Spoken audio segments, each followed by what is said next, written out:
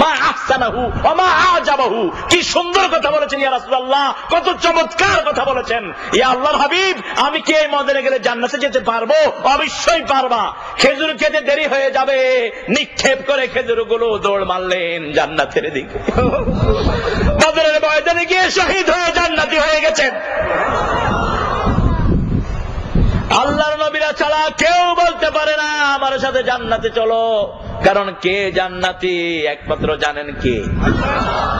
বিশ্বনবী সাল্লাল্লাহু আলাইহি ওয়াসাল্লামের সামনে একজন মহিলা বললেন, মদিনায় একজন মহিলা বললেন, একজন সাহাবীর মৃত্যুর খবর শুনে আহা কি খুশনসিব, তিনি জান্নাতি। আল্লাহর হাবিব বললেন, তুমি জানলা কেমনে জান্নাতি? মহিলা বলছেন, তাহলে কি বলবো? আল্লাহর হাবিব বললেন, তুমি বলতে পারো আল্লাহ যেন তাকে জান্নাত নসিব করে দেয়। তুমি দোয়া করতে পারো, কিন্তু জান্নাতের মূল অথরিটি কার? এখন আমার আল্লাহ বলছেন মুহাম্মাদুর রাসূলুল্লাহ, রাসূলের রিসালাত মেনে নিতে হবে সব জায়গায়। শিক্ষা ক্ষেত্রে রিসালাত আছে না নাই? এই কোরআনের প্রথম জিহাদ হলো শিক্ষার জিহাদ, ঠিক কি না? ইকরা বিসমি রাব্বিকাল্লাযী খালাক। কিন্তু আমরা আমাদের ছেলে মেয়েদেরকে কি পড়াই? আগডুম বাগডুম। আমার মেয়ে স্কুলে গেছে, স্যারে বলছে আগডুম, মেয়ে কয় স্যার আগডুম কি? স্যারে কয় বাগডুম। আগডুমের কোন অর্থ আছে? নাই। এরপরে মেয়ে এসে স্যার বাগডুম কি? স্যারে কয় গোয়াডুম। আচ্ছা, মেয়ে বাসায় গিয়ে বলছে বাবা স্কুলে আর যাবো না। কেন মা? বা স্যারেও বুঝে না, আমিও বুঝি না। তাওহীদ সবাই বুঝে, কুফরি কেউ বুঝে না। আর যারা কুফরি করে তাদের কোন দলিল,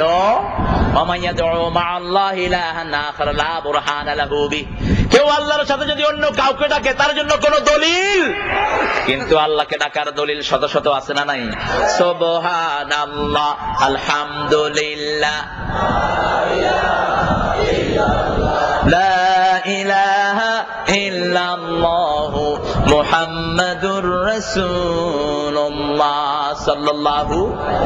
তাহলে বিশ্বনবী দিলেন ইকরা বিসমি রাব্বিকাল্লাযী খালাক, আর কাফেররা দিল আগডুম বাগডুম গোয়াডুম, ঠিক কিনা? ভালো করে বুঝেন। আবার মেরে বুঝে পাঠালাম, যাও আজকে ভালো শিক্ষা দিবে। পরের দিন গেছে হাট্টি মাটি ডিম। মেয়ে বললো স্যার এটা আবার কি? কয় তারা মাঠে পাড়ে ডিম। আরে বাবারে, কারা মাঠে পাড়ে ডিম? তাদের মাথায় কালা দুটো শিং। আপনি বুঝান, এই যে মাসুম বাচ্চাটিকে একটা কাঁচা মিথ্যা কথা আপনি শিখা দিলেন।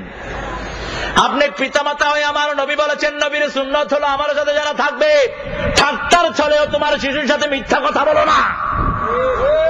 বলছেন মুহাম্মদ সাল্লাল্লাহু, শিশুর সাথে ধোঁকাবাজি করো না, হাতের ভিতরে কিছুই নাই, আয় তোরে দমু, এরকম ডাকাত আছে না নাই?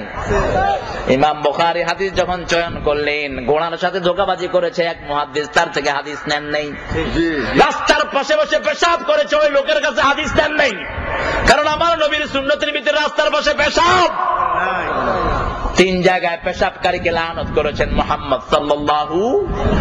গাছের ছায়ায় যারা পেশাব করে, লোক সমাগমের পাশে যারা পেশাব করে, পুকুরের ঘাটে যারা করে, এই 3 পদ আমাদের দেশে আছে না? দেখবেন বাজারের পাশে একটা স্তূপ, ওখানে পেশাব আছে, পায়খানাও অবশ্য আপনাদের এখানে নাই। রেল লাইনে পেশাব পায়খানা আছে না নাই? এখন বেশি না কম? হ্যাঁ, এখন কম না বেশি? দুই দিকে কম বেশি, একটা তো হবেই। মিথ্যা কথার সাথে আমাদের কোন সম্পর্ক। তাহলে নবীর সাথে যারা থাকবেন তাদের প্রথম পড়া হবে কি? জোরে বলেন। বাচ্চাদেরকে এই কোরআন পড়াতে রাজি আছেন তো? কোরআনের পণ্ডিত হতে কোনো নিষেধাজ্ঞা আছে? স্কুলের স্যার পণ্ডিত হতে পারে কিনা? মাদ্রাসা হলো আরবি শব্দ। এক লোক সৌদি আরবে গেছে, আসার পরে জিজ্ঞেস করলো, কি রে কেমন দেখলি? কয় সব কোরআন শরীফ আর হাদিস, শুধু বাংলা ভাষায় আছে নামাজ আর আযান আর ইকামত। আযান ইকামত কি বাংলা?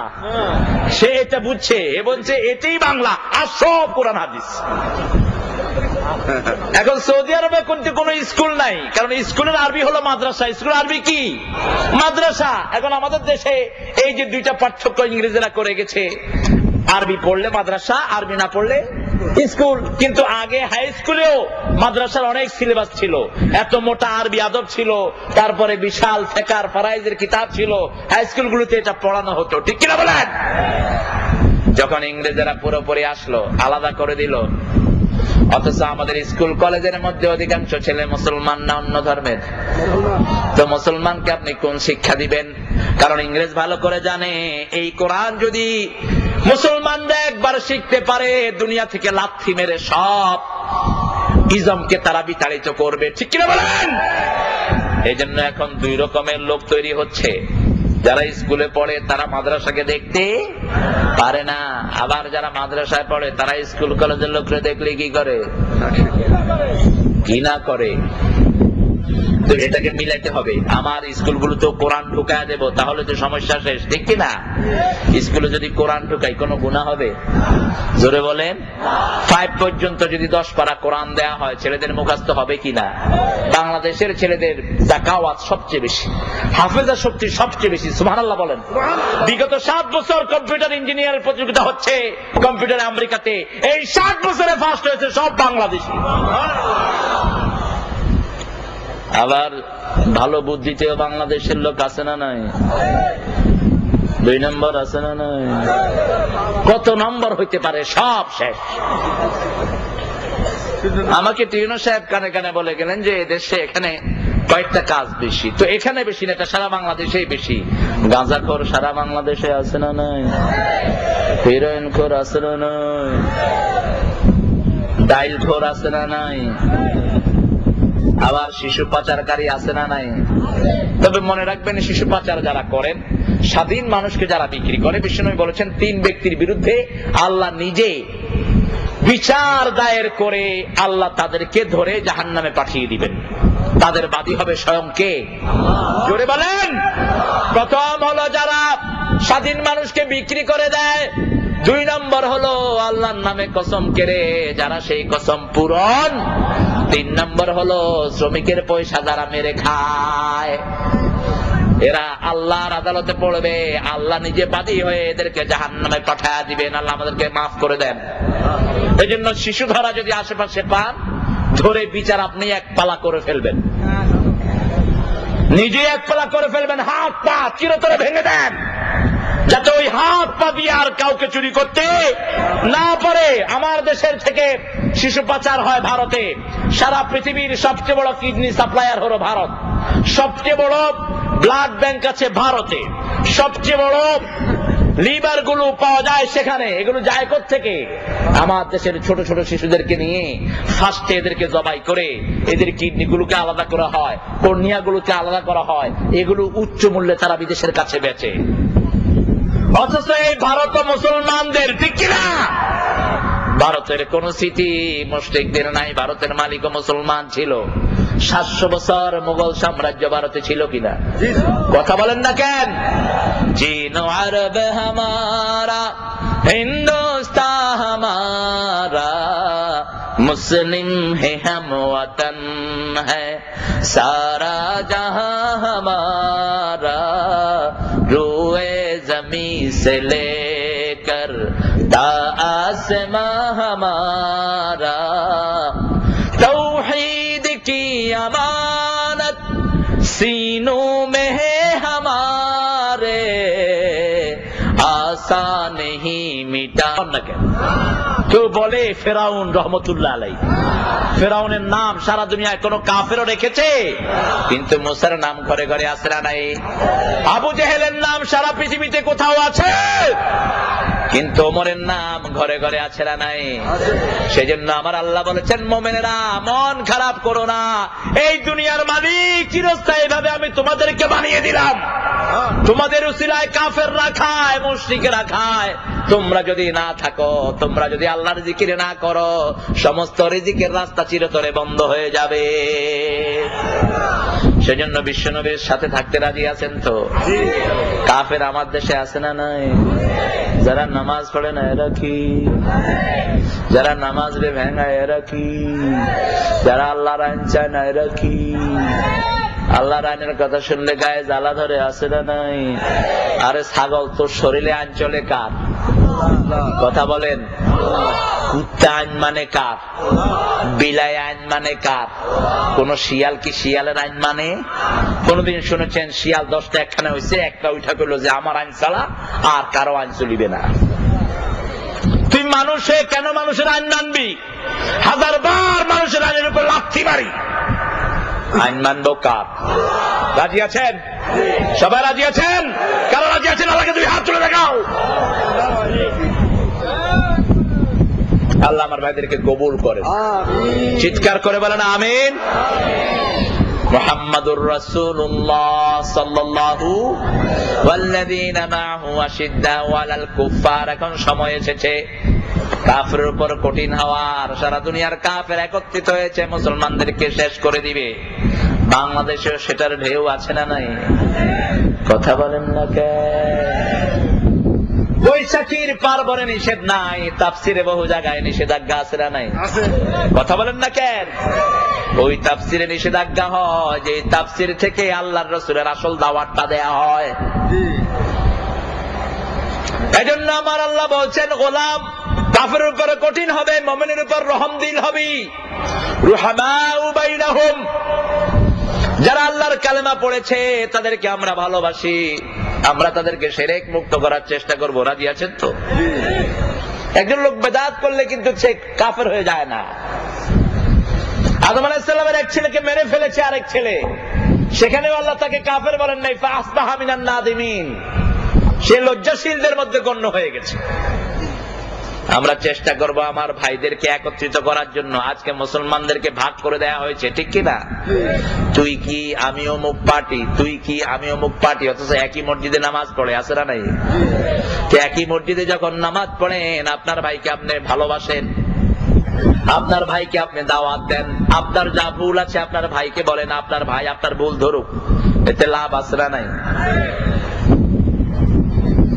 মুহাম্মাদুর রাসূলুল্লাহ ওয়াল্লাযীনা মাআহু আশিদ্দাউ আলাল কুফফারি রুহামাউ বাইনাহুম। কেমন রহমত থাকতে হবে?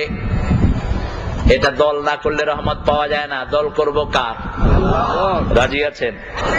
আল্লাহ দলের প্রথম কাজ বলেছেন, প্রথম কাজ হলো ইয়াতলু আলাইহিম আয়াতিহি, এই কোরআন তেলাওয়াত করব।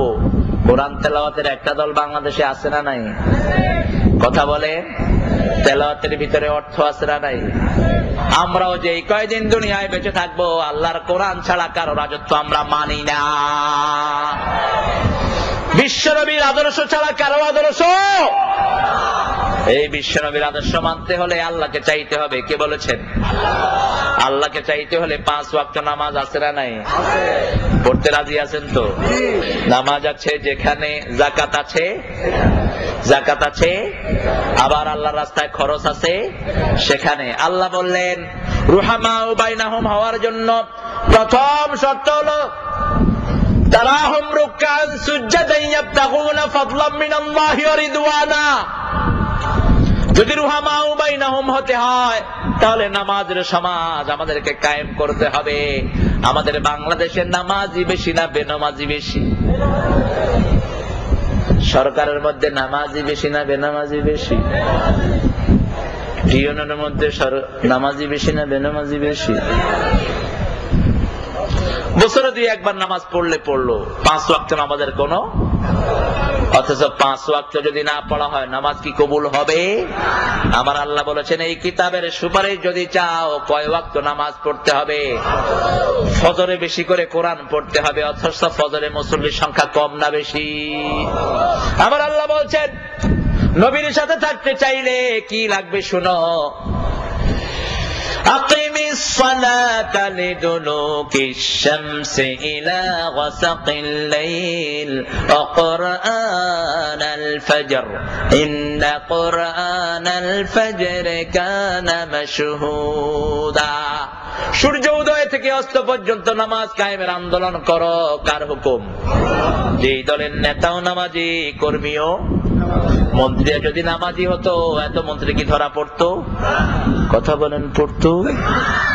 যেই মন্ত্রীরা নামাজি ছিল সেই মন্ত্রীরা ধরা পড়িছে?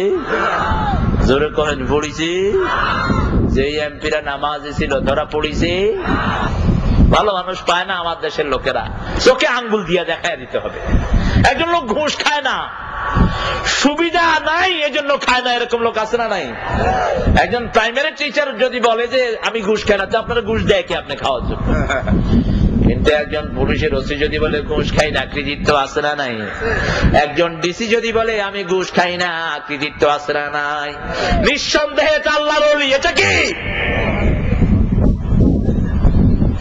এজন্য আমার নবী সাল্লাল্লাহু আলাইহি ওয়াসাল্লামের জন্য আল্লাহ বলছেন, ও নবী আপনার মাধ্যমে সারা উম্মতকে বলে দেন নামাজ কায়েম করতে হবে সকাল থেকে সন্ধ্যা পর্যন্ত, রাত পর্যন্ত।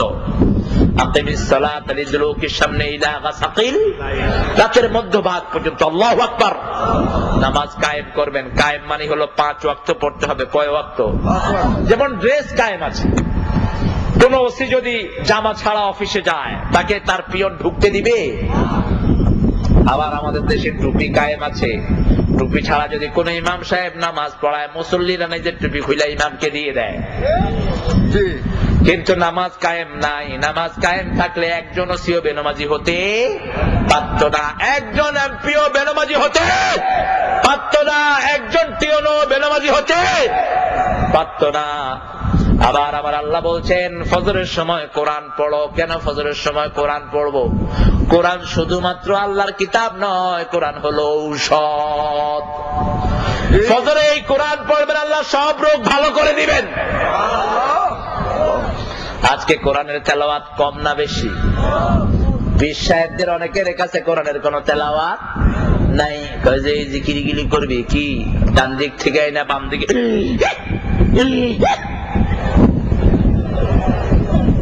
আছে না নাই?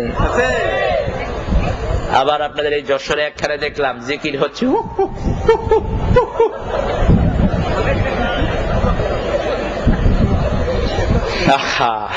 পাইলাম কি আর করি কি? এরকম কোন কিছু ইসলামে আছে? আবার কেউ জিকির করতে করতে গাছে উঠে, আপনারা দেখেন অবশ্য নাই, গাছে উঠে, গাছে গাছে উঠে। নামাজ শুরু হয়েছে, নামাজের ভিতরে জিকির চলছে, আল্লাহ কই, আল্লাহ কই, আল্লাহ কই, আল্লাহ কই, নামাজের ভিতরেই। সামনে থেকে একটা কই, এই তো আমি, এই তো আমি।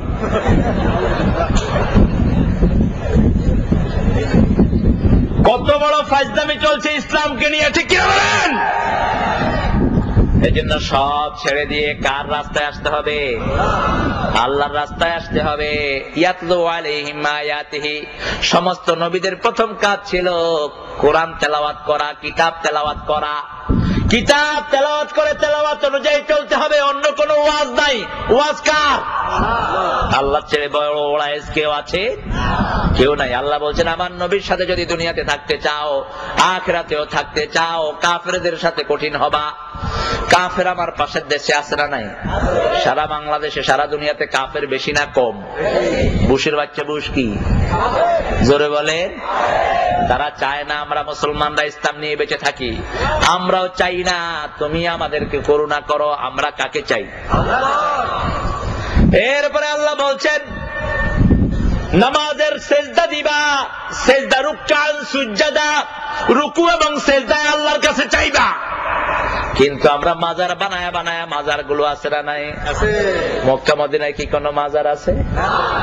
জোরে বলেন আছে? আছে। কার মাজার?